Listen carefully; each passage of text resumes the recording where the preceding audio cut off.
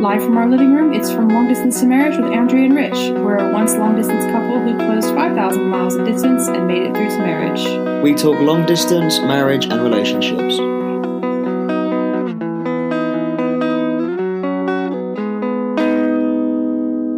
Hi, we're Andrea and Rich, and welcome to episode 1 of From Long Distance to Marriage. This is a new podcast that discusses long-distance relationships through to marriage and everything in between.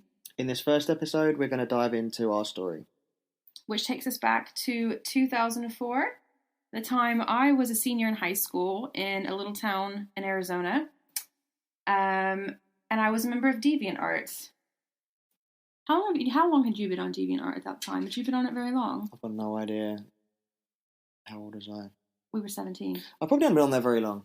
Probably a year or so. I know my friends got me into it, because I was really into writing, into poetry, and photography. And for those of you that don't know, DeviantArt is kind of a platform for artists of any kind, whether you're into, like I said, writing or poetry, painting. It's a community to talk about it, share. You can even sell your stuff on there, can't you? You can say stuff on there. And there's just lots of forums for different things. I found it because I was looking for tattoos, and then I got into the music and film forums on there. Yeah. And the forums is really where it all started for us. So I was in my senior year of high school, and my friends and I wanted to make a really good playlist for that summer to listen to by the pool, and in my case, not tan, because I'm see-through, but we still wanted to have some good music to sit by the pool too. And I was really into that kind of classic rock era that was really influenced by drugs, which all the music in the 70s and 60s really was. But I needed some ideas, and none of my friends were really into the same kind of music as I was. So I was at a loss. I'd been on DeviantArt for a while and went to the forums, and I posted in one of the music groups on there asking if anyone had any suggestions. And I remember being specifically asking, please don't suggest rap music. I don't like rap music. I'm looking for classic rock. And the first time I went back on there to check what the suggestions were, it was all rap, even though I'd said please no, except for a couple. And there was one from a boy in England, and I think you suggested Doors music. Do you remember specifically? Probably the Doors. I think your comment was like anything by the Doors. Yeah, anything by the Doors. I don't remember exactly what else, but I was listening to that music at the time. That's something I think that we bonded over initially. And clearly I had the advantage of being able to read what you'd said and have the answer to what you wanted. And what do you mean advantage? Well, no one else. Yeah. No one else was answering your question. Not the question, not one of the answers I wanted. So I knew what you'd asked for and what you'd not asked for, so we knew we could understand each other. And you didn't I didn't like rap either. Yeah. But I just remember reading it, and I liked your answers, and I don't think I really knew much about the Doors, but I was familiar with, who they were. Anybody who grew up in the 90s watching Forrest Gump knew who the Doors were. And I just remember thinking, ooh, this guy's English, he's my age, he must have a cute accent. And I went to your profile, and you didn't really have that many pictures of yourself. I mean, this was before it was really... Yeah, people don't understand this now, that the internet's moved on, technology's moved on. When we were 17... In 2004. Yeah. The iPhone didn't exist, FaceTime didn't exist, we were MSN generation. Yeah. I mean, getting a photo... Our cameras were 2 megapixel webcams. Well, yeah, but even to get a photo onto a dating website, or not that they were really even around much then, but to get a photo of yourself online, you either had to have a digital camera, which a lot of people didn't have, a webcam, which was grainy as anything, or a scanner to scan a proper photo that you'd have to take and get developed. Well, that's a good point. It wasn't like now, where you took a picture on your phone and you uploaded it on your phone. You had to have a digital camera, which was expensive, because your phones didn't have cameras. If they did, they weren't good. They weren't great, yeah. So you had to have a digital camera, you had to put the memory card in.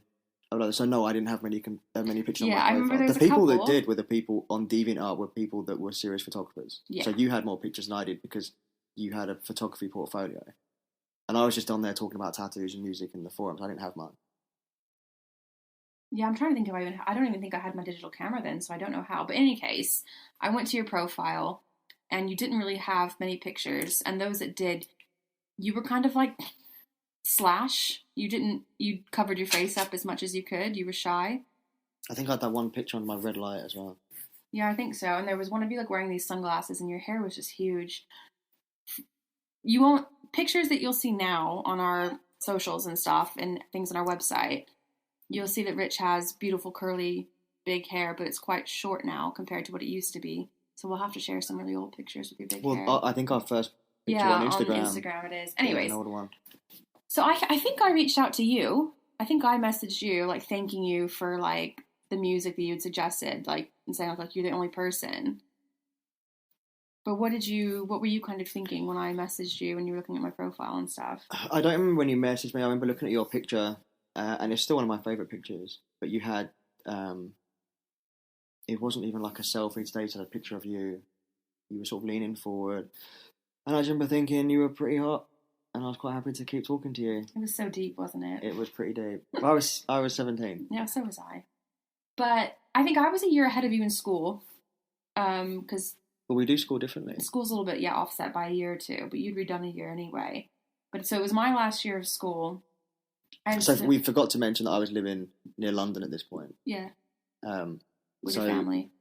I was living at home, you were living at home, but we were 5,000 miles apart. So we were doing the school system in two different countries, so there were some slight differences. But I think we just talked as much as we could. I remember, like, getting home from school, and the time difference was really hard when you're in school as well, because you can't really stay up as late as you want. And again, it's not like now where you've got iMessage and WhatsApp, so you can message. Data was a real issue. Yeah, it wasn't a thing. It wasn't an issue. It just didn't exist. Well, yeah, so communicating without data was a real issue. We couldn't hear from each other until we got home and we logged into our laptops or whatever. Yeah. So yeah, I just remember we would exchange messages through DeviantArt, and then we started talking to MSN, and we just hit it off straight away, and we never ran out of things to talk about. You were filthy in this charming way that a good little Catholic girl from America couldn't quite resist.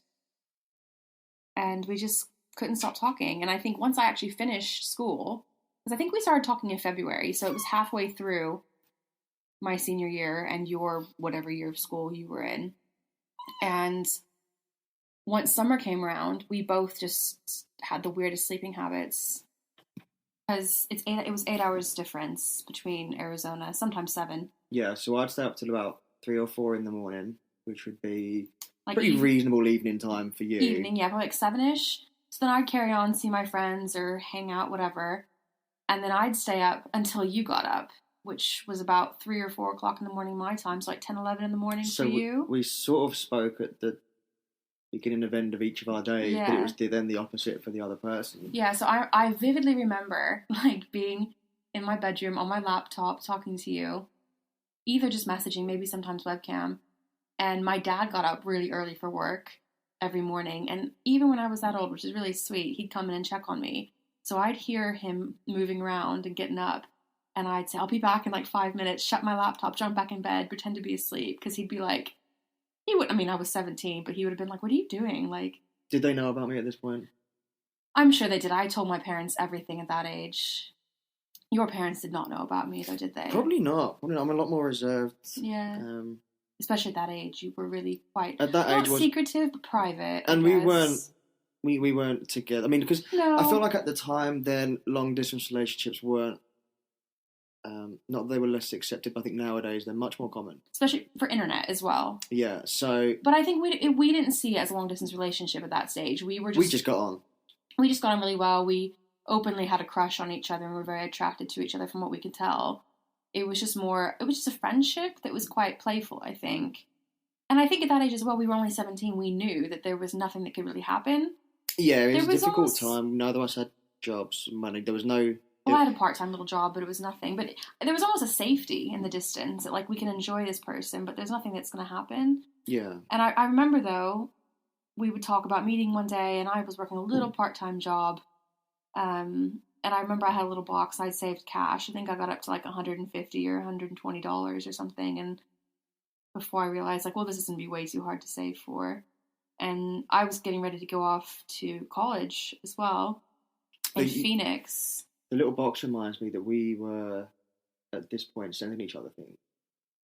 I don't think we were yet. By the time you were saving up, I think we were. When did I send you that little Buddha?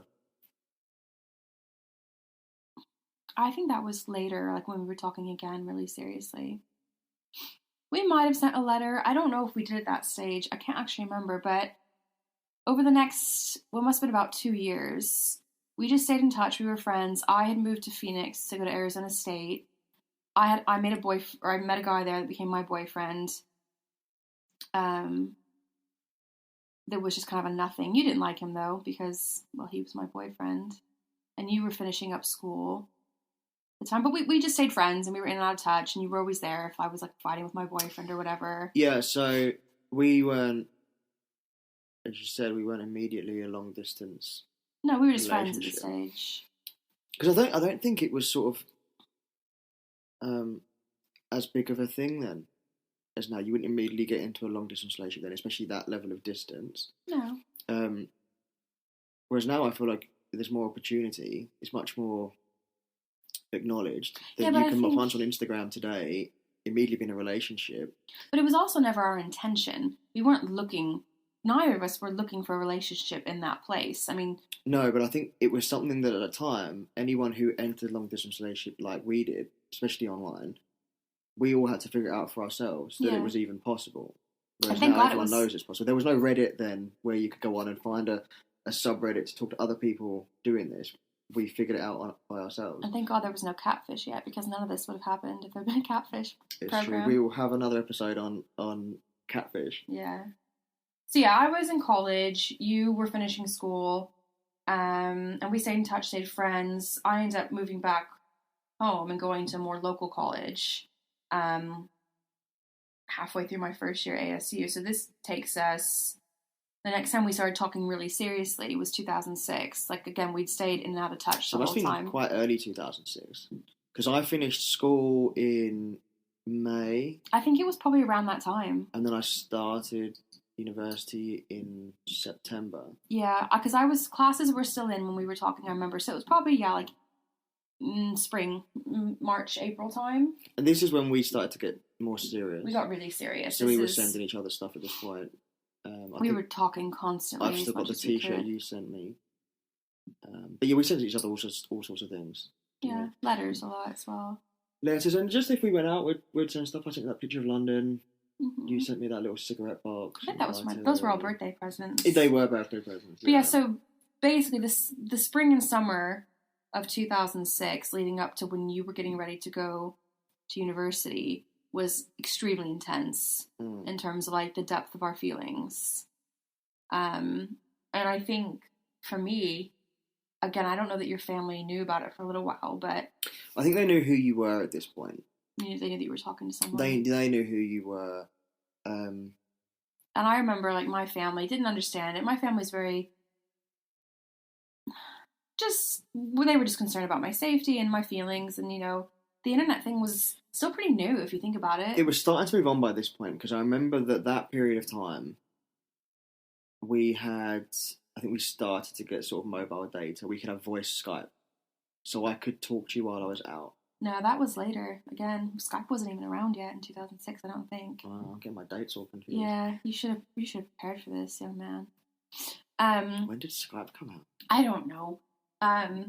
But no, at this point, you might have had emails on your phone, but I didn't. I had like just a basic Motorola flip phone. I don't think I did. I don't think I did.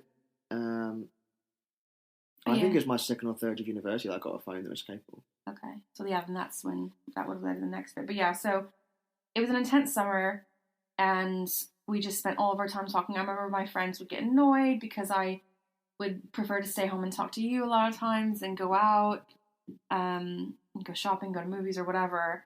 But I don't know about you. I mean, for me, that was that sort of age where teenage boys just don't want to be around their family. So I spent most of my time, if I was at home, I was in my bedroom on the computer anyway. So you were 19. We were both 19 when this picked up again. So if I wasn't out, I was on my own in my room. So to talk to someone on the internet was great. And then we started playing online games together. One of the things we started to do was we'd find multiplayer games. Yeah. That we could play together. But I think that time was just really how deeply we got to know each other, and how we could just really tell how just really well suited we were for each other, I think. It really was quite effortless. There was no awkward silences. It never felt pressured. or force to try and talk to them. And we both got excited when the other one was online, and disappointed if they weren't online. Yeah. Which is something that you kind of take for granted now that we know living together, we'll see each other that evening. Or even a long distance relationship now, people are so instantly contactable. Yeah, I mean, that's something that... At this point still, even though it was 2 years after we started talking, we basically could only really talk when we were at home on the computer. Yeah, so people now in long distance relationships, there's the distance, but there's not the complete lack isolation of communication. Kind of, yeah. So you can... Nowadays, it's completely different. So if ever you go home to America without me, we can iMessage all day long if we want to. Oh, it's completely different The time difference is obviously still there, but it's easy. So, as they say, kids these days don't know how good they've got it. No, our relationship was uphill in the snow both ways kind of thing. Yeah. But, so yeah, I mean, I guess, I've talked a bit about, like, the depth of my feelings and kind of having to sneak away from my friends. Like, what were the feelings like for you? And, like, I guess what were the challenges being apart? In 2006? Yeah. So leading up that summer, like, before you went away to uni. Well, the challenge has been apart of everything we've just said, really, that we just couldn't talk. But I think also I hadn't had what I'd call a serious relationship at that point. So I suppose there was a part of me that was, like you said, we weren't looking for that. We hadn't pursued that with each other. So I think I was just taking it as it came, and then it got more and more serious. But then we had another challenge when I started university, because I was having to buy international calling cards. We both were, because I didn't, for the first 2 or 3 months of uni, we didn't have internet at all. So the phone situation being what it was, I didn't have data, so I couldn't use a data plan to email or text. So and they weren't cheap. I was having to buy, was it every day we tried to do it? No, not every But I feel like they didn't last as long as they said they would. So you'd buy one for, say, £20, and it was supposed to last for... Well, they were £20, minutes. But it depended where you were calling. Like, yeah, if you bought one and called long distance within your same country... But it was charged per minute, so you bought a card... What I'm saying is, it was like a physical card, like a credit card, and then you had to dial a number that connected to your number, and then the amount that got deducted from that card, like a gift card, was how long you stayed on the phone. And I felt like it always expired quicker. It did, and that was because of how far we were. It was so expensive. Yeah, you were one of the most expensive destinations. Yeah, if it had been, it's just because of how far apart we were. So poor students don't have much money at the best of times, and I was trying to spend all this money on calling cards on top of that. So we suddenly went from talking as much as we could to whenever we could. And that was really hard and really scary time for me, because... But you started to feel like I was deliberately not talking to you. Kind of. Well, but there was also the challenge that you were in a new social circle, and of course you wanted to be more involved in that. Yeah, it was a new and exciting time for me, and then I couldn't just send you a text or an email to say, hey, this is what's happening. Because you didn't have the internet. We didn't have the internet, and we didn't have data plans. So, and at this time, I didn't even have a laptop. iPads didn't exist. Tablet... What about when you'd go home? Yeah, so tablet computers and all that, they on no one's radar. Yeah, they just didn't exist. So I had a full desktop computer, and it wasn't flat screen like now. It was the big, deep monitors, the tower, speakers, keyboard, mouse. And so yeah, when I went home, I took like for the weekend, even even for the weekend, I took that whole thing back with me. And that's when we could talk finally. To talk, yeah. So, and of course, I didn't know, and I think this is what was difficult as well, was I didn't know. Before I went to uni, that there was no internet there. We moved into the buildings, and we found out. So I couldn't even tell you. Yeah, you just moved and you disappeared. And I disappeared, so I couldn't say to you, oh, by the way, tomorrow I'm not going to have internet for a few days. And then they kept pushing the date back on when it started off being, we don't know when you're going to get it. So when we would talk, I'd get these calling cards and talk to you. And I'd say, oh, well, we may be getting it next week or in a couple of weeks. And then that time would go by, and it would, oh, it's going to be another couple of weeks. So from your point of view, it probably felt like I was stringing it along. I mean, I think this nowadays would be a real catfish situation. Yeah. They'd be like, girl, don't even think about him. He's leading you on. But no, I think it was scary. I completely trusted you. I don't think I thought that you were lying. It was just frustrating for me. But so the combination of you going somewhere new where, of course, I knew there were going to be girls, and I'd be lying if I said I wasn't a little bit jealous, or at least concerned about having the opportunity to be jealous. And, so that combined with suddenly you're not contactable, that was really scary. And I've always had anxiety in my life, but that really peaked it. I had a really hard time with that. So that was September, like late September. Well, and this is what's hard about that situation for anyone, is that nowadays when you can pick up the phone or you can send a message and say, hey, look, what's going on, let's talk. You had to wait for the other person to reach out to you. So if you're starting to worry that, are they going to reach out to me? Yeah, I could get no reassurance from you until you were able to contact me. So that was hard. That was scary. And we were still really hopeful and making plans for one day when we'd be together. And I had been saving. I was working at Outback Steakhouse as a hostess, making like $2 an hour or maybe less, but getting some tip share. So I was hoarding away all my tips and as much money as I could to save it to buy a ticket. We didn't think it would probably be until like the following summer that I'd have enough money, but I've been saving really hard. And I think like not hearing from you and us not being able to talk really spurred me on, and I wanted like... Because we had spoken about visiting. Oh, yeah. And we knew it'd be you coming here because you had the job and I didn't. The situations were... That you were lazy. No, the situation was just such that it was more feasible for you to come this way to visit. And I wanted to come to England. I'd always been fascinated with the country, which is probably part of the reason that I responded to your message back in 2004 the way I did. I liked England and that all kind of tied in. But I saved as hard as I could. And I just happened, I think it was in October. So you hadn't been gone very long, but it was during that period where we couldn't really talk very much. And that was very hard on both of us. But I think in particular me, because at least you had the distraction of being in that new uni life and making new friends and learning and stuff. So I think it was harder on me because nothing had changed. I was still at home waiting to hear from you. And I just happened to be looking online at ticket prices just because I always did.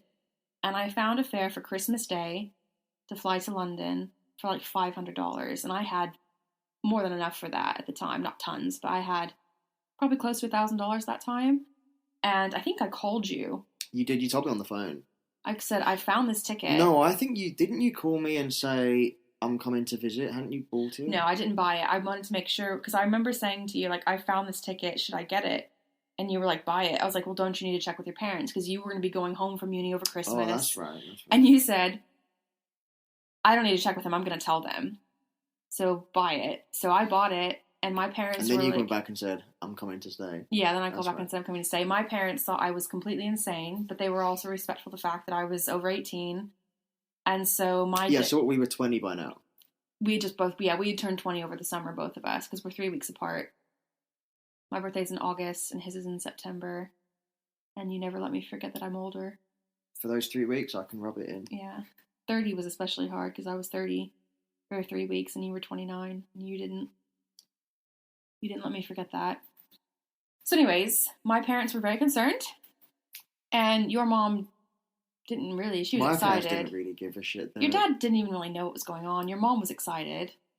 I remember your parents said they had to talk to my parents. Yeah, my dad... But I think my parents are more relaxed and liberal. Yeah. My parents are very cool. But of course it was easier for my parents because I wasn't the one travelling. And you're a boy. And I'm a boy, so I just had someone come in to stay, which my parents never mind. Yeah, and from my parents' perspective, I was getting on a plane, flying internationally, which I'd never done before. I'd only flown once before from, like, Phoenix to Burbank, which is like a 45-minute flight. So it's your first international? It was my first... Well, no, I'd flown with family international, like, for cruises and stuff to get on the ship. But, yeah, this was my first big flight on my own. And, yeah, they were concerned. So my dad talked to your mom. They just wanted to feel for kind of who your family was. I can understand now. Like, at the time, it was embarrassing. My mum liked your dad. I remember your dad. Well, I think he appreciated that she agreed to it, and he knew, she exists. Oh, it's a real family. It's all legit. Yeah, it's a nice family. And actually, our families, even though your parents have divorced and remarried and stuff, but I think are very relatable and kind of similar in a lot of ways. I mean, we were raised with the same principles and stuff like that. And, even though we were so far apart. So anyways, the countdown was on. Where are we at now? I booked my ticket. October? This is October 2006.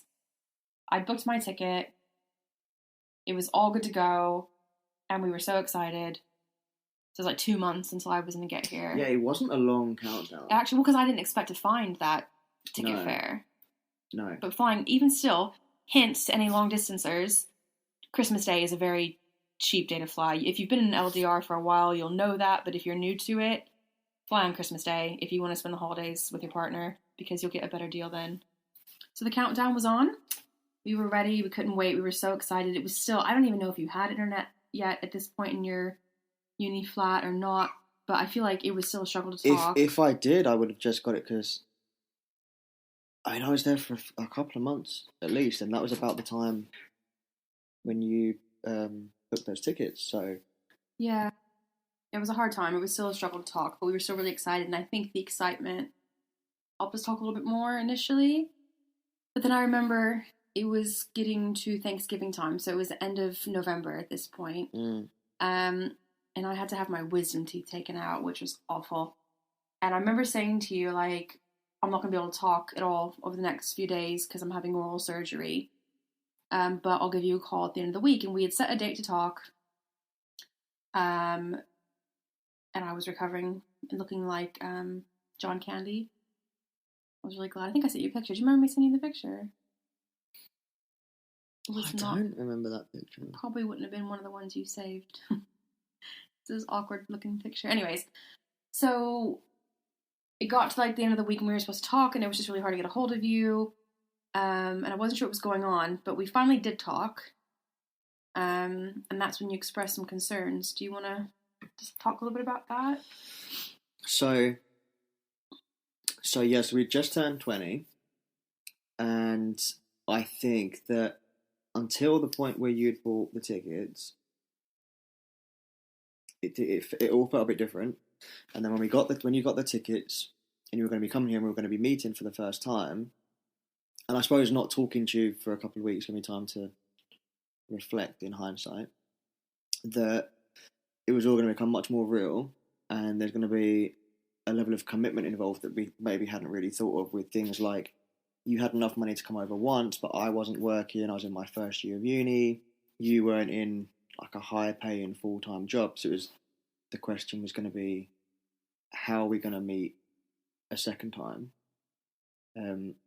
Because I knew that realistically I wasn't going to be able to pay to come out for a few years. When it took me. And it took you a long time to save that money for the first time. So I thought that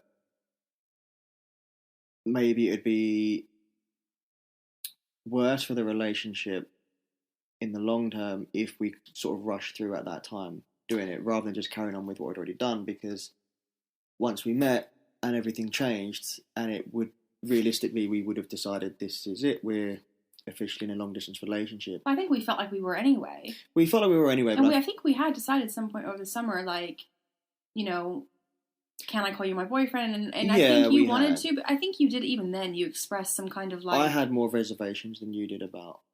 And I think it was just the logistics of it that I kind of got hung up on at that point. Because I was thinking further ahead than maybe we had it till that point of once we meet and once you go home, what next? Mm-hmm. And I couldn't see how we would be able to formulate a plan at that point in our lives, being that age with our job and finance situations. So I told you not to come over, did I? No, you just said to me, I just remember we finally talked. That's right, I said still come over, but... You said it's 2 weeks too long. And I remember just kind of being like, oh my God, what's happening? That's right. And so, yeah, we got into this whole conversation where you kind of explained to me what you just, explained now. And I did understand, but I guess I was so gung-ho and willing to do whatever it took that I hadn't even stopped to think really that there might be challenges. I just thought, well, it's what we want. And I had a very romanticized idea of what it was, I think. Which I haven't watched as many rom-coms as you. No, well, very few people have. But you're always kind of sickeningly logical about things, which I love now. But on that day, I didn't like it so much. But yeah, I understood where it was from. And you said, like, by all means, come over. But I remember you saying, look, I want to go back to where it was, like, before we decided that we were, like, officially boyfriend and girlfriend. I think you just felt a lot of pressure from it, which is understandable. It's a hard thing. And so you said, think about it. I still want you to come. You're still very important to me. You made that very clear all the way through that really difficult conversation, that your feelings hadn't changed. I kept asking, did someone say something? Have you met someone? And it wasn't. Yeah, that was a hard conversation. It was heartbreaking. I was devastated. Yeah. And you didn't feel very good having to... No, I didn't want to have the conversation. I didn't feel good. But I think it's one of those conversations that I felt like we needed to have rather than I wanted to have. Yeah. So I kind of said to you, I don't know if I can come now. Like, I need a few days to think about it. So we didn't talk for a few days. And then I knew that I would just end up getting hurt more if I came, because my feelings hadn't changed, and I'd just end up... I was already in love with you as much as I could be given the circumstances, but I knew meeting you in person would just break my heart to know that we couldn't actually be together. So the trip was canceled. I didn't come, but we tried keeping in touch. We did okay for the first month or so, but then got to the point where we just accepted that, okay, this isn't going to happen right now, and we were starting to talk to other people, date a little bit, both of us, and I think the jealousy just worked out to be... Yeah, because we didn't want to not be together, and I think it was only the distance that had done it, so I think at that point in time it sort of got the better of us. It was really hard, and I remember, like, you wanted to be really, I don't want to feel like we have to hide things from each other, and which I think was great, but it just didn't really work for us, and we found it really hard, and we ended up having some disagreements, a lot of hurt, disappointment. So probably early in the new year, or right around Christmas time, we stopped talking. Yeah, completely. We fell out. We fell out. And I think you more than me didn't want to hear from me. No. Because from my perspective, you crushed my heart, and then we've been fighting. I just couldn't really deal with that, and that's a coping mechanism of mine. I've had relationships before us, and it always worked best for me. I found to just cut people out, and that's how I healed. But then you used that ticket to go to Boston. Yeah, I had a cousin who lived on the East Coast, and I was able to rebook. I had to pay still loads more. It must have been almost a year later. I paid to rebook it, and I got to go to Boston, which is now one of my favorite cities in the world. And we mean to go back. Yeah, we'll go together. Back someday. Yeah. And then I remember you made a little later on. You made a little book for me, some with photos, like little notes in it, and you had pretty sure you had a picture. I don't know if you took it of Boston, or it was a picture you knew of Boston, and you said in there that you wanted to take me one day. Maybe, I don't know. So we've not done that yet. You're skipping ahead. But you're getting out of order. I am skipping ahead. You know what I hate about biographies? When people don't go chronological order. Yeah, so Andrea can't read biographies where there's any point where there's a flash forward or a flashback. Well, it has to be completely chronological. One or two or the is book gets thrown across the room and she reads something else.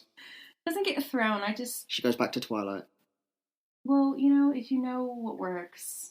That's fine. I just don't like lots of skipping around. It's a bit ridiculous. So Anyways, we'll come back to the flight. But what I was going to say was that the cancelling of it, you rebooking the flight to Boston. Oh, yeah. But the cancelling of it and the rebooking, it ended up being, it still became part of our journey. And it was something that was turning something we still want to do together. So you went somewhere you hadn't been. It's become somewhere really important to you, and it's somewhere that we now plan to go together. Oh, yeah. Like, now I know that it was the right thing, but we're still stuck in the time when I thought you were just a guy that was really important to me, that it really hurt me, and I didn't really know what to do with that. So this is so late 2006, early 2007. We weren't really talking. We'd had a falling out just based on jealousy and just our immaturity at that time, not really able to cope with what situation we got ourselves in and how big our feelings were. Because I maintain that what we felt for each other at that time, even before we'd met, was beyond anything I'd certainly known. And I know you said you hadn't really had any serious relationships. I'd had one pretty serious relationship and one that was serious-ish. But it was a lot to recover from because those feelings were just profound. I mean, how did you find that period, kind of recovering from all that? Yeah, it was hard. Like you said before, I think I did have new distractions in my life that no doubt helped. So I had new people. I was being dragged out evening, so I had a social life. I didn't really have a choice in taking part in, so that I had a lot of distractions. Whereas if I'd lived at home, it would have been 10 times worse. Yeah, and that's the situation I was in.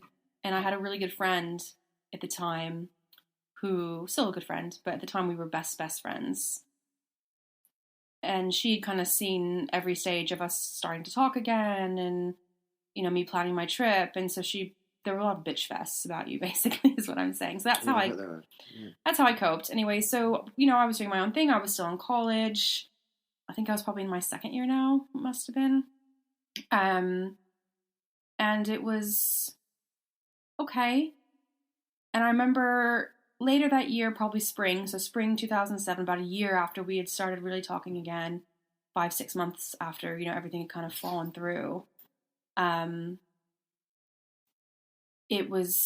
started getting the odd email from you, which let's just say they were unwelcome emails at the time. And I remember reading it, getting enraged. But they were unwelcome in the sense that you didn't want to hear from me, not that I was sending the content wasn't unwanted, no. The content was more, you know, look, we're important to each other.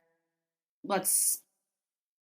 Well, because this is where we got a difference of personalities, is that where your coping mechanism is I'm done. Cutting people out and you're done, and I've always seen it, I always think that's quite sad, that if someone's been an important part of your life and you've got experiences together and at some point or another, for whatever reason, you were important, I think it's sad that that person is removed from your life. Well, I think you should... So I didn't want that to happen for us. You should clarify that I don't cut people out forever. It's when I need to heal. I need to be away from that source of pain. And then when I've healed, I can... Well, to an extent, but then equally, you don't like keeping in touch with your exes and things. And well, like... One of them is a friend on Facebook, you know, like, we don't really have much to talk about. I mean, it's been a long time we've grown apart, like, but I have no ill will. Happens. Yeah, if he was in the same town, I'd be like, hey, let's all meet up and have a drink, meet my husband, like... Yeah, time moves it on. Yeah, but in the immediate... I was more... I had the impulse to keep you within arm's reach, even if we couldn't have it exactly the way we'd originally wanted it. Friends. Well, because you were seeing someone at this time as well. Yeah, I was seeing someone at this time. You just wanted to be friends, that's what you wanted. Yeah, I thought it would be sad that after everything that was said, however important we were to each other, that we just actually we're not talking anymore, because we hadn't stopped talking because we stopped liking each other. It was just circumstances. Yeah, I don't think that for me that I ever thought that I'm never speaking to him again. I just wasn't in a position. I knew I wasn't in a position then that I wanted you in my life. And like I said, there was a falling out. Some not nice things were said on both our parts, so it had left a very sour taste in my mouth. And I think I focus on that more because it made the hurt a little bit easier. It was a bit easier to be angry. But anyways, these emails started coming through, and when I say these emails, it was one or two. The first one I ignored, the second one I ignored again. And then finally one came through, and I thought it was quite brazen. You just text me. And this was the time when you didn't have your phone, like, attached to your hip every single hour of the day, like it was downstairs. But tech had moved on that we could text, I guess, by now. I think we did. No, it cost me a boatload of money to text. We still text, but we only did it like as a prompt that we needed to get in touch a bit better. Yeah, because it was expensive to text. Well, and I hadn't been coming back to your emails, so... That's right. But this is all over So I spent a lot of money on the phones contacting you at uni because it was very expensive. I did a lot too, though. Yeah, you did. I paid for the majority of them because I was working. You also booked a flight ticket. Yeah, that I had to rebook to go see someone else. Anyway, so I text you. Yeah, and I remember getting downstairs in the morning, seeing my phone, and it was this text that said, if I was in America, would you want to see me? And I just thought, like, who the hell does this guy think he is? I wasn't in America. No, like, I don't even know, like, I don't think we ever got to the bottom of why you sent that text. But anyways, I just kind of felt like the nerve. Well, because I didn't want to be, like, I didn't want you to be, like, I wanted you to still want to see me, to be friendly enough. Yeah. For the situation to be amicable enough that if one of us was nearby, we would want to meet. If you happen to be in the neighborhood. Yeah. 5,000 miles from yours. But I don't know if at the time I just thought it was a tactic because I wasn't coming back, like... But well, I guess whatever it was, it had the intended, effect that I finally was like... I think I went back to the email that I hadn't gone, the most recent one, after that text and replied. And I was like, look, and I just said, I don't know what you expect from me, basically. Yeah. And then it all opened up. You explained a lot about why some of your jealous, reactions and some of the things you had said when we fell out. We just talked through a lot of that. And you were still seeing that person that you were with for quite a while. And I asked, well, I mean, you're like, look, I just want to be friends. Like, that's all I want. We're important to each other. We've had some wonderful times and conversations, and I don't want that to be something that's just wasted, essentially. So we kind of found some weird ground. It was hard. And it was slightly more uncomfortable ground. Well, but we weren't talking anywhere near. I think it was kind of cagey. Well, yeah, because we were both still hurt, especially me. But we weren't talking anywhere near what we were. When I say we were back in touch, it was a couple conversations every few weeks, the odd email. It was just very sporadic. It was really sporadic, and I think, I had a lot going in my life. I was at uni level now because the American college system is different. So I was doing junior college, and then I was at uni level. And, my sister had a baby, so I had a new niece, and I had lots of friends. I think I had a different job at the time, different part-time job at the university. I wasn't working at the restaurant anymore. And I think we found some weird ground, some wobbly ground where we could at least be civil to each other and admit that, that we were still important to each other, but it was no relationship of any sort, really. Oh, no. But it always angered me so much because your relationship, I don't mind me saying, was off and on. And these were the new days of Facebook. So when I'd see that you were out of a relationship, my heart would skip a beat. And then I'd see you were back in a relationship. And I just hated the whole thing, really. I knew that I was still too invested in you as a person. That's part of the reason I think the contact was so sporadic at the time. Really. So yeah, we're doing our own thing. You got towards the end of university. I had finished, and I had just started teaching. So now so I left uni early 2009. Yeah, so this is up to 2009 now. So there'd been about a year and a half of weirdness at first, and then just kind of, we don't talk too much, but we're civil. So it was 2009. Your relationship was completely over. I had no one, which was so annoying to me after you. Like, I dated people. I went out once with someone here and there, but I never got to a second date, really. Well, I think that's something that people will relate to in long distance relationships, that you try to meet people, and you've always said it just didn't feel... Yeah, I have vivid memories of sitting across the table at, an Olive Garden or whatever from a perfectly nice guy that either I'd met through a friend or like Plenty of Fish or whatever those dating things were, and they were fine. Like, it was just fine, and I couldn't figure out, or maybe it just annoyed me, that I felt so much more for this guy on the other side of the world that I'd never touched, never seen, never smelled, than these like physical men right in front of me that I could actually have something with. And that really, really frustrated me. Especially because I knew that you were in a relationship. I didn't know if it was happy. I didn't know what. I think part of that is we knew each other so well. Yeah. Like, I could see through webcam when something was bothering you.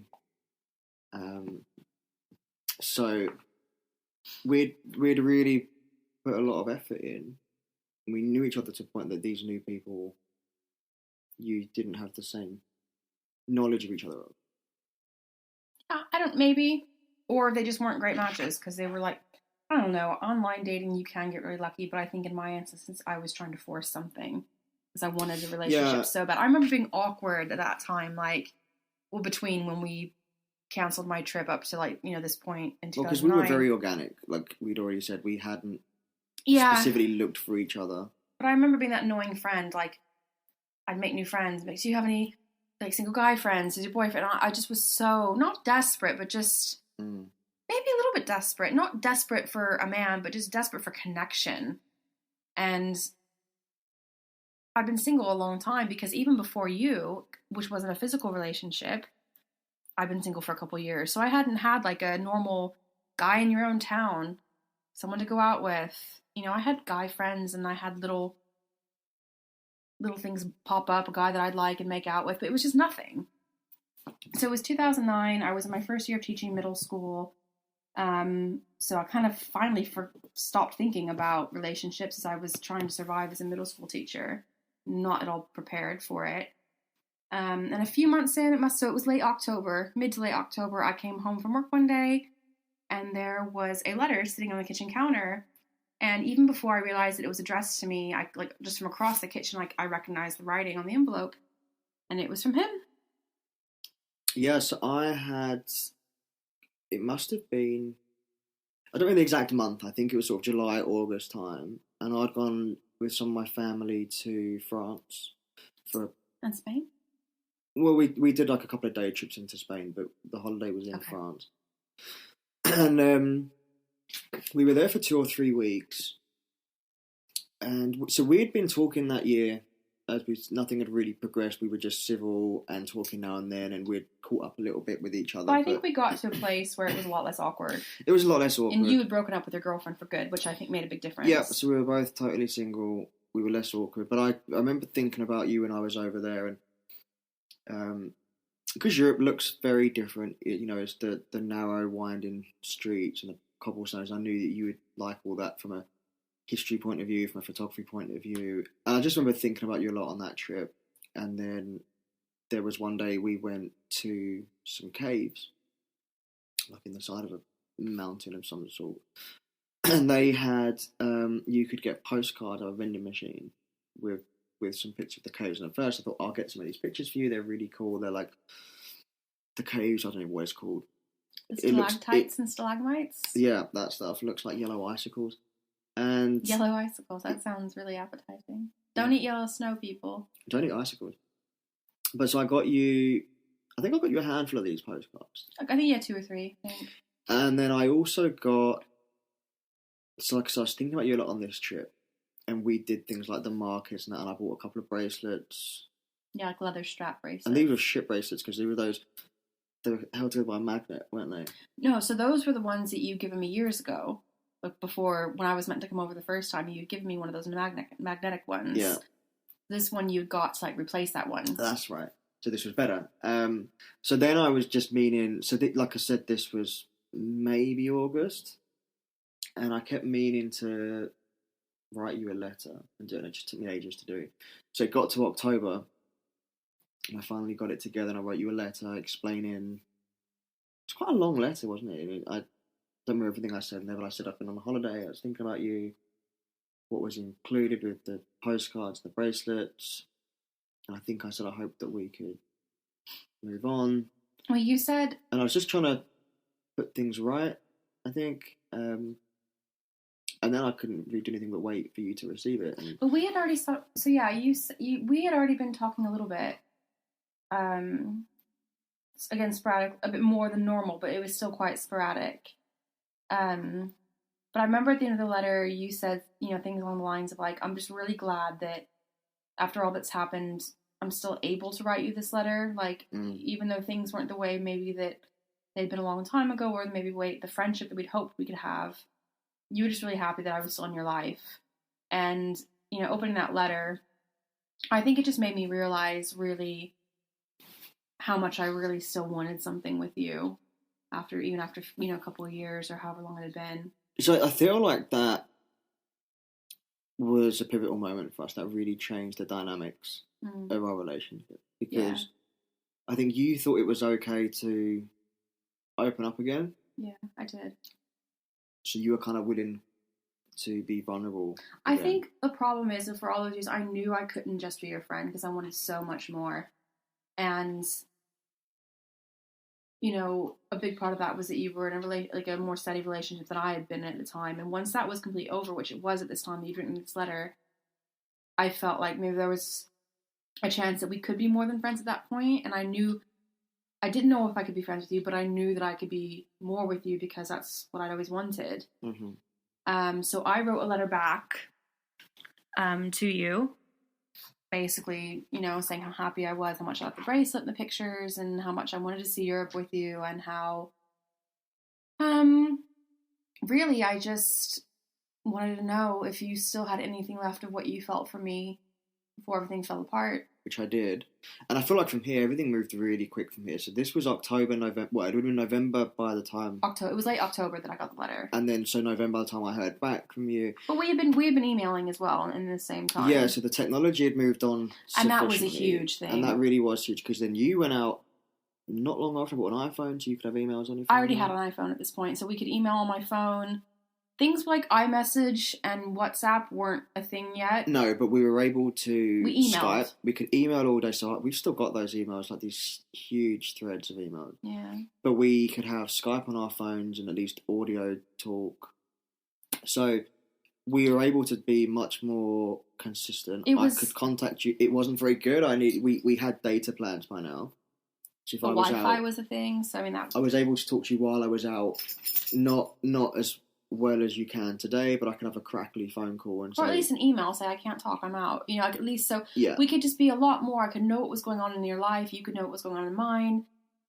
And I think that, you know, the advances in the technology combined with us just being in a bit better place in life. You know, we'd both grown up. You've certainly grown up a lot in uni.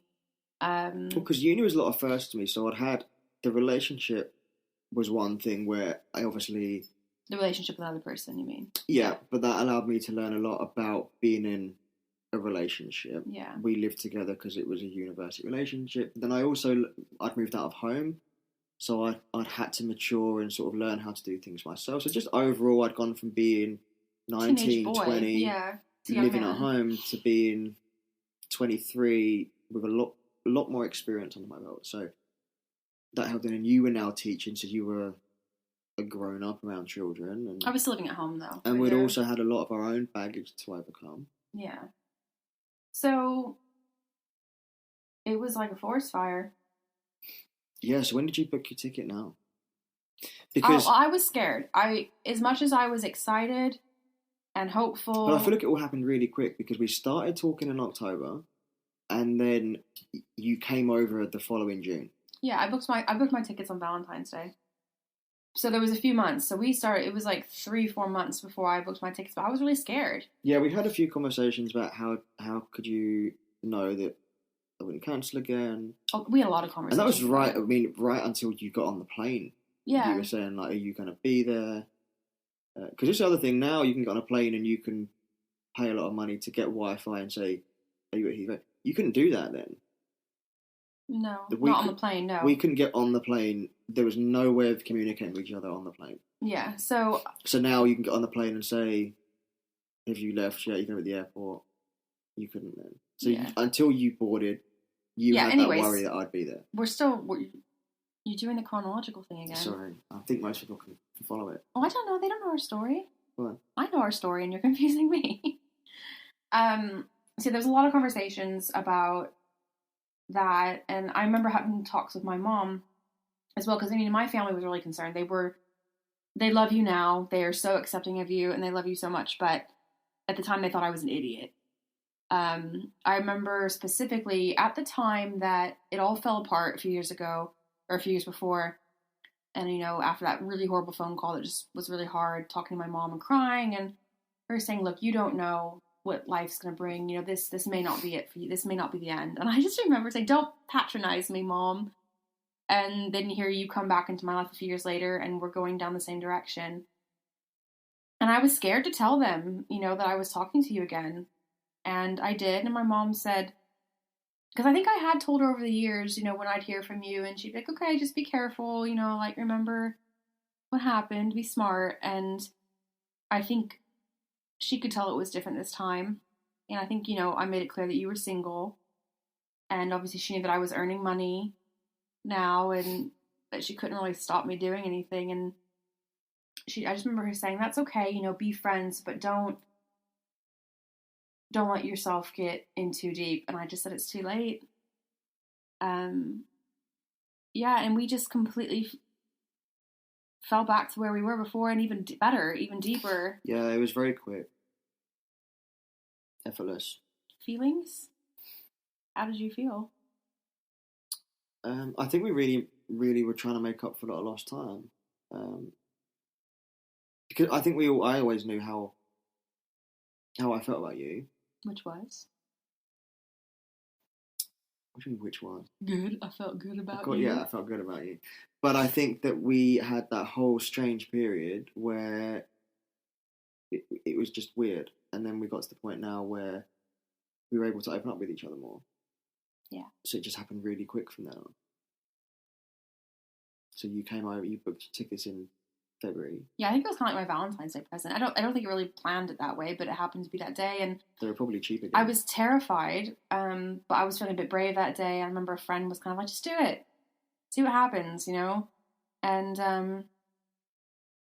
I booked him, and I just remember it being a really heady time. All of it, it was just so like it was like being drunk. Yeah, it's quite a blur. It wasn't a blur for me at all. I remember. No, now looking back, it was like a blur. It just all feels really like I remember it, but it was very quick. It didn't feel quick, especially after we had a countdown from my ticket buying day. That's right. But I don't know. I mean, do you not remember just like maybe I was worse because I'm a girl, but compulsively checking my phone and being at dinner and my family being like, "Put your phone down, like stop checking your emails." I don't mean the time being quick. The time's never quick when you're in a long distance relationship. I mean, looking back, the events that happened in a short space of time. Oh, like it all progressed quickly. That was all a bit of a blur. Yeah. But yeah, certainly, like, from talking to then booking the tickets to waiting for you to get here, that all really dragged on. And yeah, you're always checking your phone. If I missed a notification, do you want to leave your phone? That all felt really slow. Yeah. And I just remember we'd talk every night after I got home from work, and I was a teacher, so luckily I didn't, my day finished early. I was home by like 4:35, and we'd stay up for a few hours. And I was actually almost on your time zone again because my school started really early at 6:45. I had to be there. So I was already getting up at like 4 something. So that was afternoon for you. And I thought it was like noon. 4 was like noon for you. Yeah. And because you were staying up so late talking to me. Well, I was also working from home at this point. Yeah, you were starting a freelance business. So I was self-employed working from home. So I wasn't at work. I was able to be quite available. Yeah, that was really good. To respond to emails and text messages.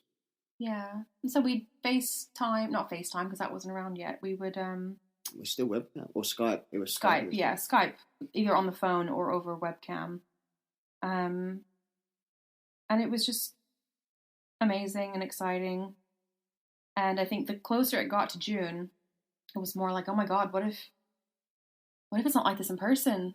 That's what we started worrying about. Yeah. What if the closer it got? I think we started trying to get a contingency plan of if we met and it wasn't what we had hoped it was going to be, how would we deal with it? Well, my parents had my parents' neighbors. The woman is English in America, and she actually had family, a brother living in a town. Like an hour down the road, was it? It was Maidstone. Yeah, but we were living in Sussex. Yeah, so an hour and a half, 2 hours down the road. So she gave me their number just in case. So we were really hopeful, and we didn't think that there'd be any issues. But there's no way to deny like. This has been amazing, and there's been years of build up to this. What if it's a letdown? Yeah, it could have been anticlimactic. Or what if we're not as attracted in person as we think we're going to be, or whatever. But we were able to send so many pictures. We both had camera phones, and we were sending each other pictures almost every day.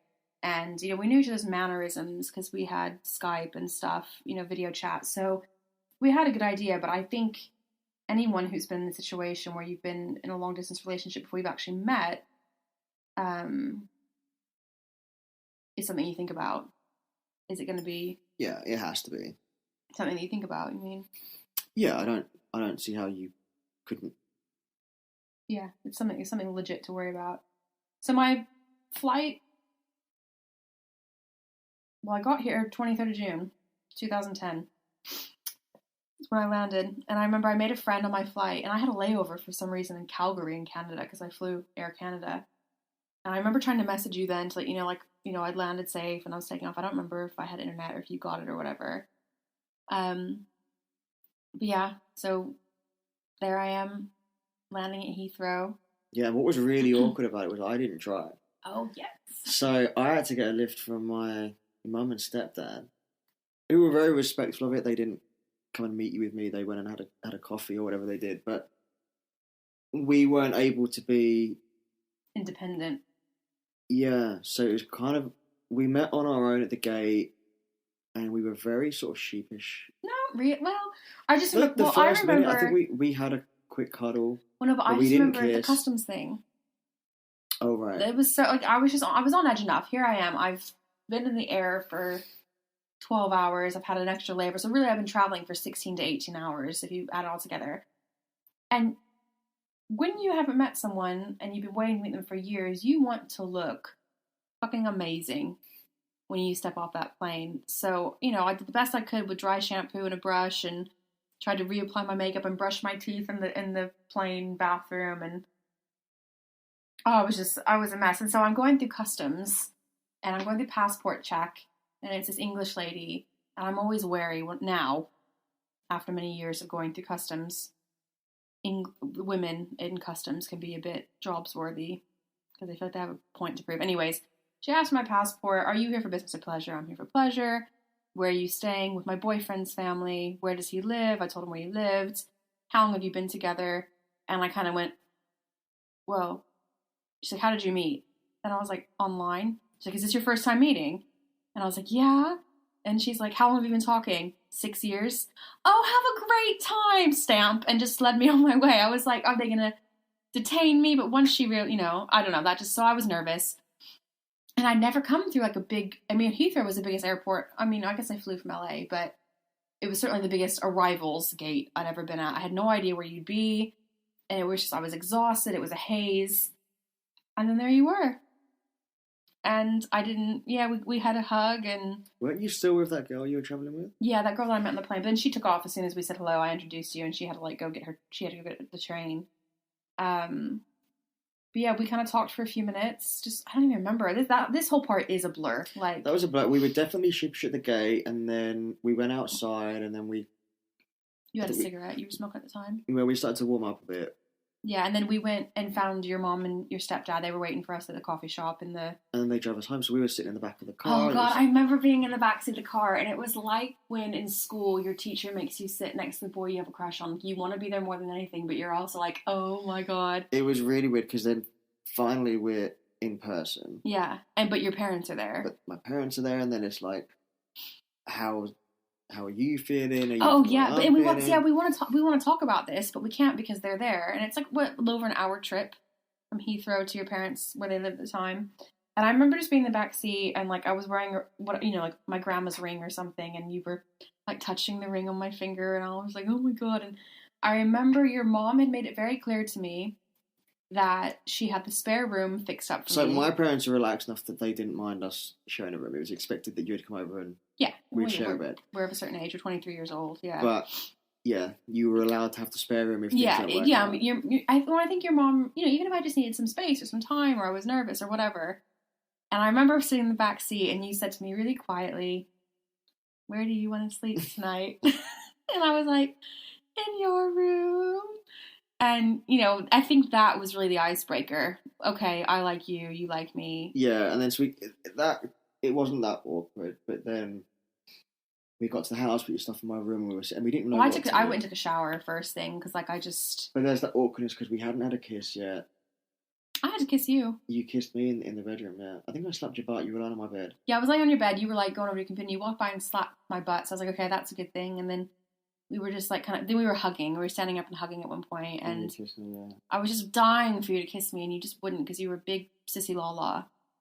And I just kissed you, and then that was really when everything fell into place. And that summer is just like... That summer's a highlight of our... Oh, God, it was the best. I mean, we've been waiting for it for years, and I was supposed to... So I had the summer off. Sorry, we kind of missed. I was a teacher, obviously, so I had the summer off. And so I had... arranged my flights so that I'd be here for 2 weeks. And, kind of the opposite of what happened last time where you were like, oh, do you think 2 weeks is too long? Like the minute I got there, you were like, I want you to stay longer. So we tried to figure it out because I could stay for like more than a month, really, with my time off from school. Yeah, and where I was working for myself, you were really flexible, yeah. So the minute I got there, we basically tried to find out a way for me to stay longer, and we changed my flights. I didn't get any money back. I had to just forego my ticket back and book a one-way ticket home. Yeah, so you end up staying for a month. And but we did loads in that. We did tons. God, you showed me London. We went to Hampton Court. We went to Bruges. went to Arundel. We did a lot of travelling. We did. We watched a lot of movies. Like we Yeah. spent a lot of time just Together. getting to know each other in person. I think it was everything we'd hoped for. I think it was more. I mean, for me, and it was just so right, and just like, you know, when we snuggled and we just fit perfectly together. And, you know, I think we were both worried about the sexual stuff, and that was all very good. That was very good. Very good. I remember you'd said that you didn't want to do it on the first day. We had to wait until day 2. So, like, first thing in the morning, we got that out of the way. Yeah, but the night before, that first night, we did everything but. Yeah. So I felt like, that's okay, I've been a good girl. Yeah. But I was I was dying for you as much as you were dying for me. We made the most of that opportunity. Yes, we did. But it was my first time.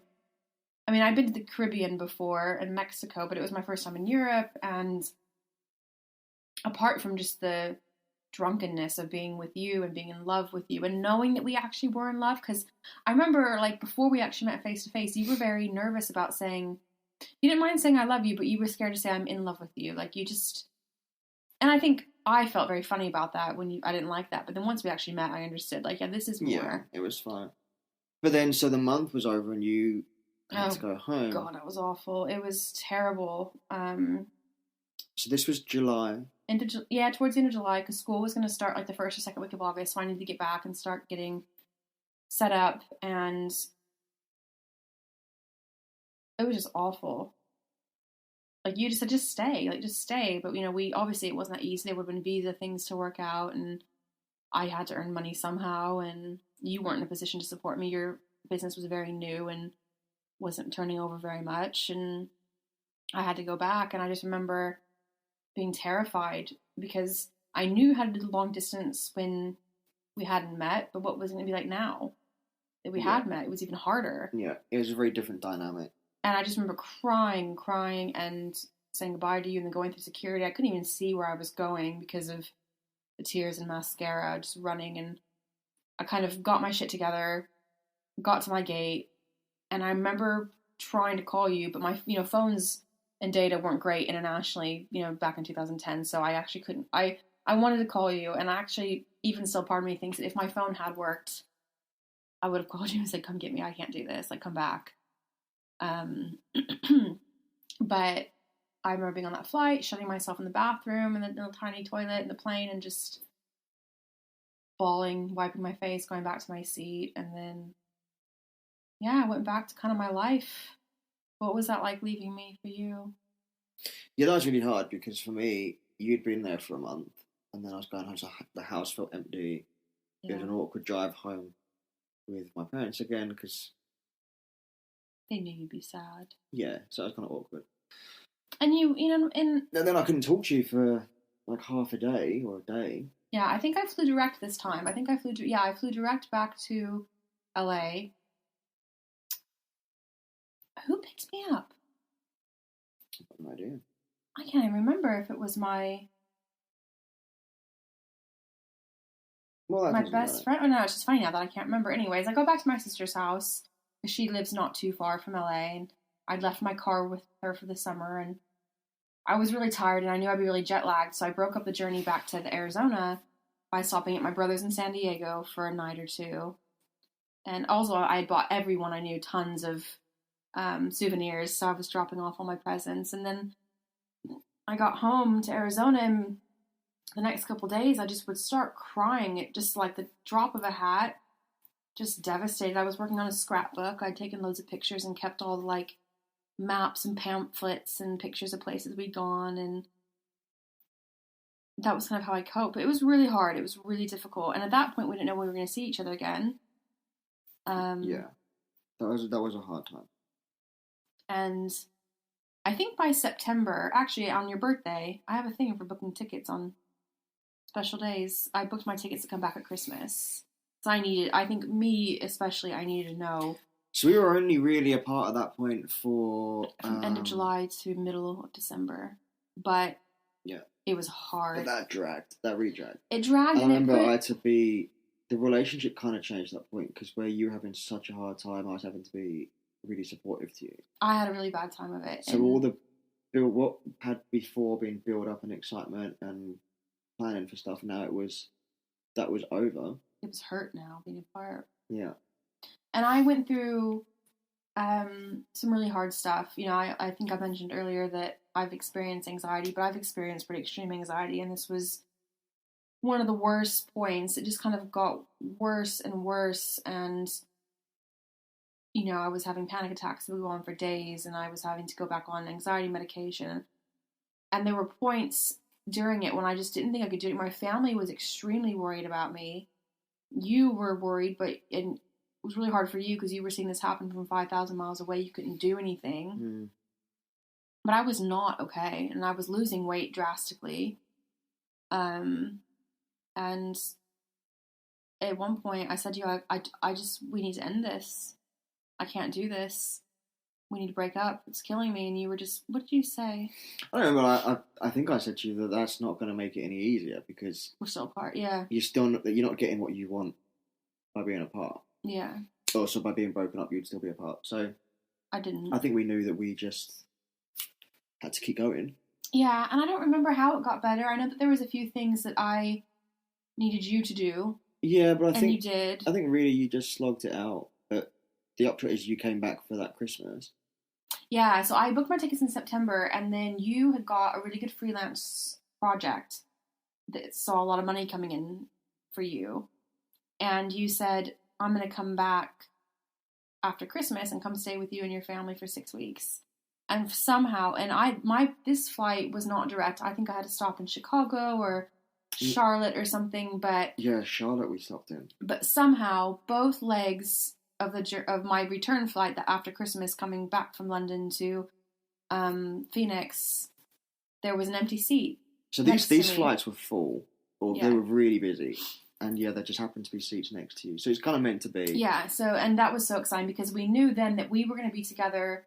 So I was coming, So we've been together for Christmas, we had New Year's in England. Well, yeah, so I had 3 weeks off for school break, so I think I came to England for 2.5 weeks. Like, I left, school it out on the Friday. I was on a plane Saturday morning. Oh, and there was all that snow that was uncharacteristic, and we didn't know if my flight was going to make it. Gatwick was closed for a while, we didn't know what's happening. So I was really delayed in Charlotte for 7 hours, but I got there. You didn't know when to pick me up. It was all a bit hairy, but we got there, and immediately I just felt better seeing you, and we were fine, and we picked up where we left off, and it was perfect. And we had a great Christmas. Your family was so sweet, and your mom gave me so many presents, and it had been snowing. It wasn't snowing anymore, but there was still snow on the ground, which obviously growing up in Southern California and Arizona wasn't something that I got to see much of. And we just, it was great. It was such a great Christmas. Yeah, so then we knew we didn't want to be apart again, so I came back with you. So you were going to say... That was supposed to be 6 weeks. Till mid-February, you were meant to come back. And then I was thinking, well...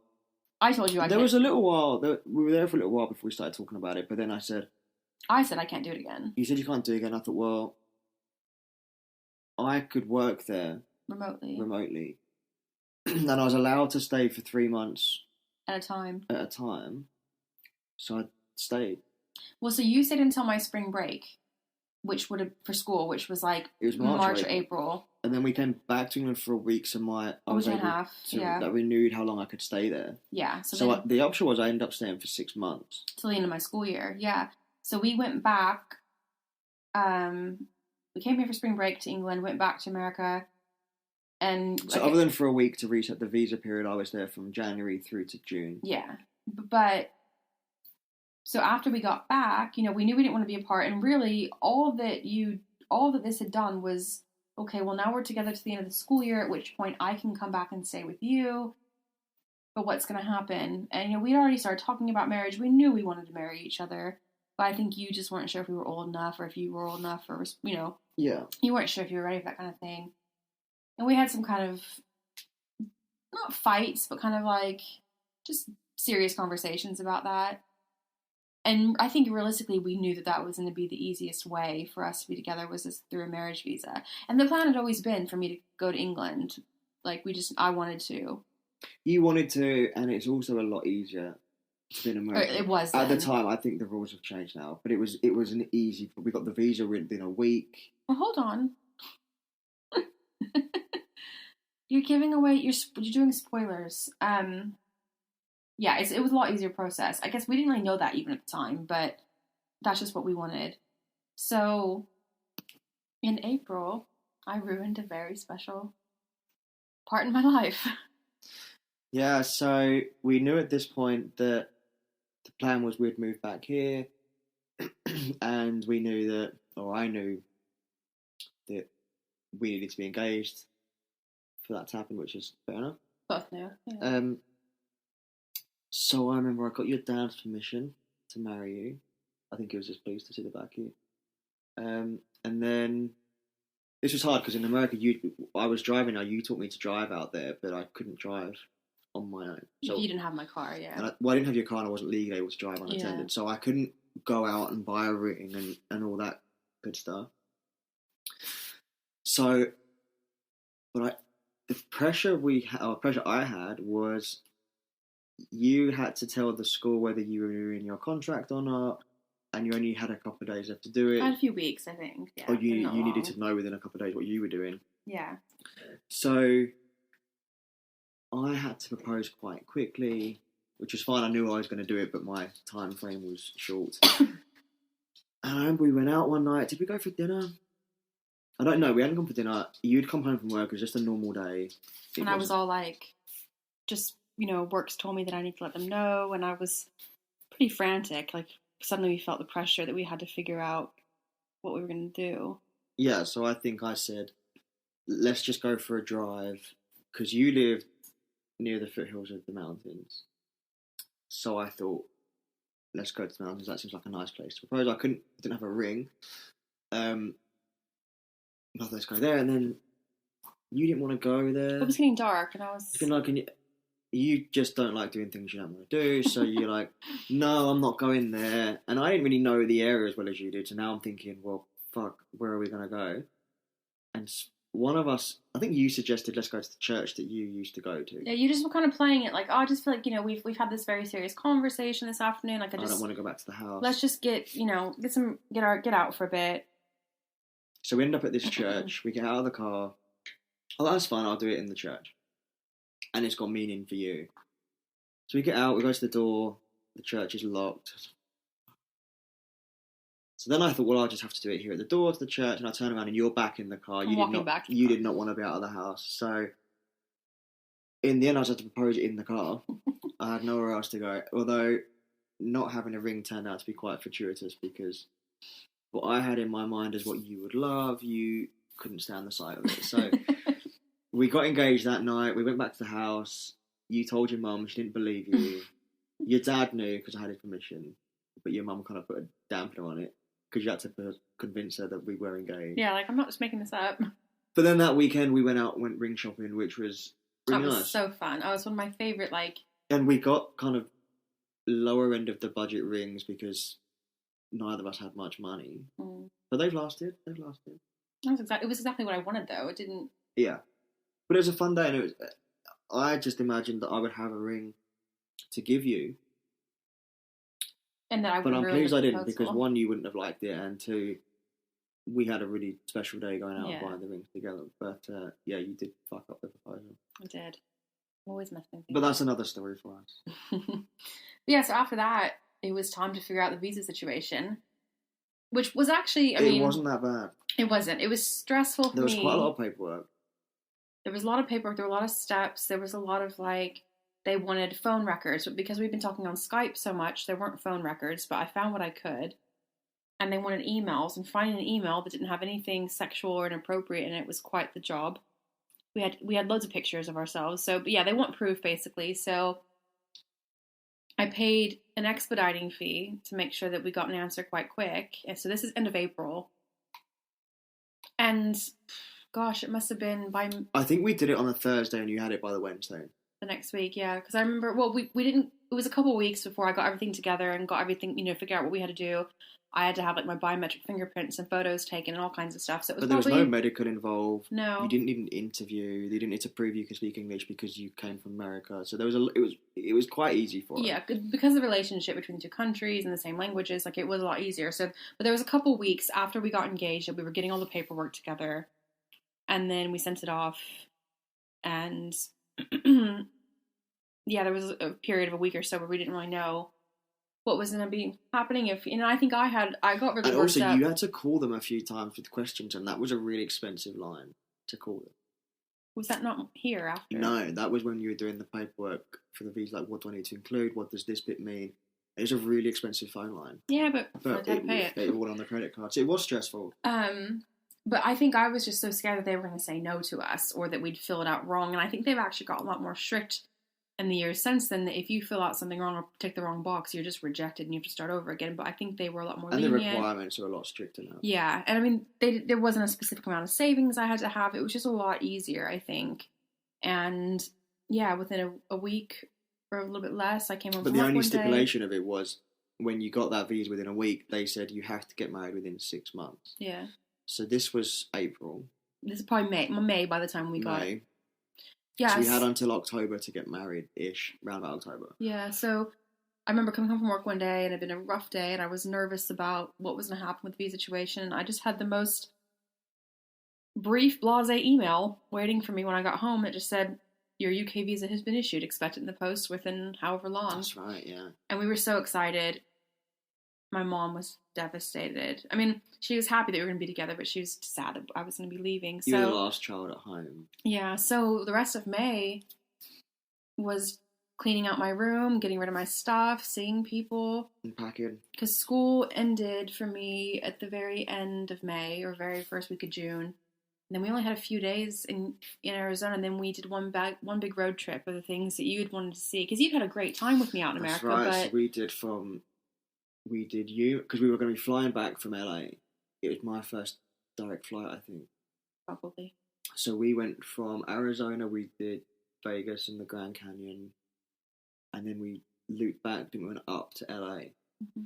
So that was a really good trip. Yeah, we had a lot of kind fun. of all the tourist sites that I would have wanted to see. Yeah, because you got to see a lot, and you really enjoyed your 6 months. But we in hadn't America. done the Grand Canyon. We hadn't done. Well, we could only do little trips. We'd basically done California, and we'd done where you lived in Arizona. So that trip was the opportunity to be a tourist for a little while.